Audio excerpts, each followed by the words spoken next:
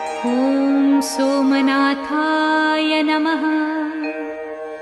ॐ मल्लिकार्जुनाय नमः।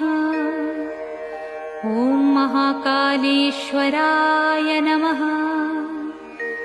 ॐ ओंकारेश्वराय नमः। ॐ वैद्यनाथाय नमः।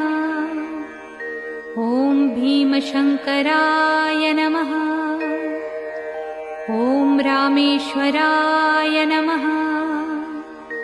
ॐ नागेश्वराय नमः।